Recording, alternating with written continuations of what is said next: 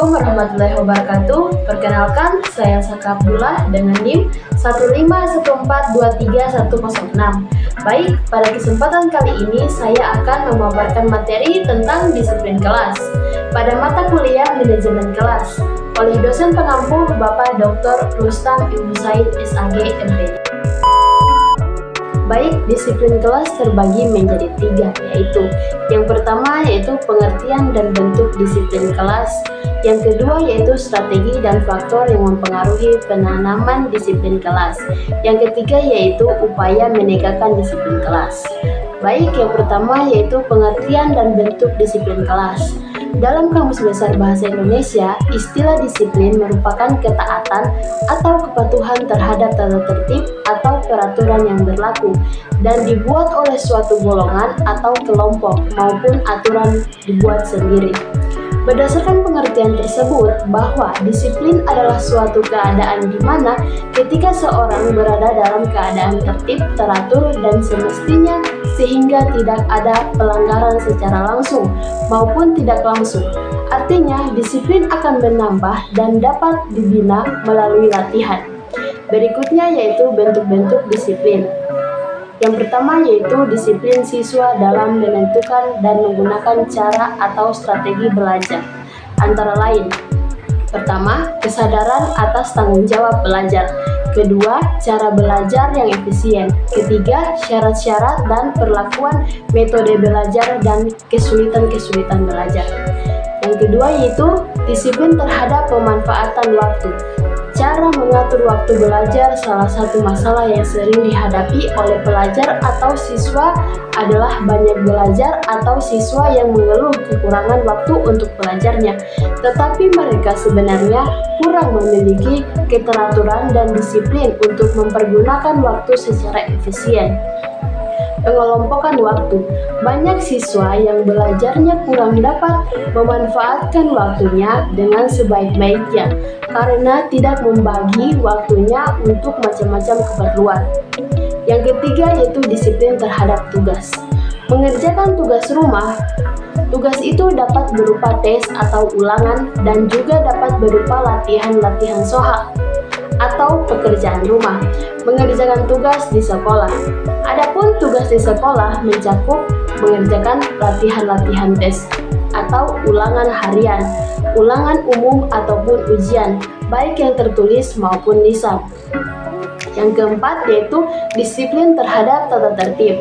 Di dalam proses belajar mengajar, disiplin terhadap tata tertib sangat penting untuk diterapkan. Karena dalam suatu sekolah tidak memiliki tata tertib, maka proses belajar mengajar tidak akan berjalan dengan lancar, sesuai dengan rencana. Antara peraturan dan tata tertib merupakan suatu kesatuan yang tidak dapat dipisahkan sebagai pembentukan disiplin siswa dalam menaati peraturan. Yang berikutnya yaitu strategi dan faktor yang mempengaruhi penanaman disiplin kelas. Yang pertama yaitu strategi penanaman disiplin kelas. Strategi yang dapat digunakan dalam penanaman disiplin kelas tersebut antara lain yaitu dengan model contoh yang diberikan oleh guru kepada peserta didik. Menerapkan peraturan pada tab-tab yang fleksibel, yang nyaman dan tidak membuat peserta didik merasa tertekan selama proses pembelajaran. Menyesuaikan peraturan dengan psikologi dan perkembangan anak. Melibatkan peserta didik dalam perbuatan aturan supaya siswa merasa memiliki tanggung jawab terhadap peraturan yang dibuatnya sendiri, meski pada kenyataannya peraturan tersebut dibuat dan disepakati bersama. Menjalani hubungan sosial yang baik dengan peserta didik agar tercipta suasana kekeluargaan yang nyaman. Mengajarkan untuk hidup menurut prinsip struktur otoritas. Memperlakukan orang tua peserta didik sebagai mitra kerja. Mengatur dan menciptakan suasana kelas dengan baik. Pemberian rewards atau penghargaan kepada siswa yang berperilaku baik. Yang kedua yaitu faktor yang mempengaruhi penanaman disiplin kelas. Faktor yang mempengaruhi kedisiplinan siswa. Ada beberapa faktor yang mempengaruhi penanaman disiplin pada siswa, baik faktor internal maupun eksternal. Faktor internal yang mempengaruhi kedisiplinan adalah: pertama, kesadaran diri atau kesadaran yang muncul secara spontan di dalam diri seseorang. Disiplin akan lebih mudah diterapkan jika dihasilkan dari kesadaran masing-masing untuk terus bertindak sesuai dengan aturan tanpa paksaan dari luar. Kedua, minat merupakan dorongan untuk mengikuti aturan yang ada tanpa pengaruh dari luar. Titik minat berasal dari internal seseorang dan hasilnya timbul dari lingkungan sekitar. Titik lingkungan berdampak besar pada minat yang berkembang, baik positif maupun negatif. Yang ketiga, tanggung jawab. Seseorang yang mandiri akan menyelesaikan tugasnya dengan disiplin yang tinggi karena ia merasa bertanggung jawab. Faktor eksternal yang mempengaruhi kedisiplinan antara lain: yang pertama, presentasi. Ketatnya presentasi dapat menekan seseorang untuk tunduk tanpa terkecuali terhadap aturan yang ada, yang berujung pada pelaksanaan disiplin. Akibatnya adanya tekanan dari luar. Kedua, yaitu hukuman. Dimaksudkan pada hukuman yang adil untuk menegakkan kedisiplinan. Yang ketiga, motivasi. Eksternal sering dikenal sebagai dorongan dari luar yang mungkin berbentuk hadiah atau ganjaran. Faktor penghambat kedisiplinan adalah orang tua.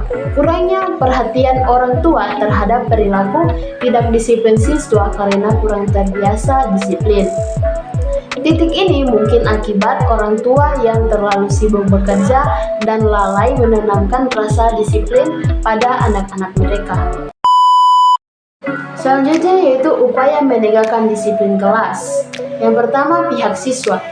Peran siswa dalam menciptakan suasana disiplin dalam kelas penting, karena faktor utama adalah siswa sendiri dan siswa merupakan subjek dalam pembelajaran.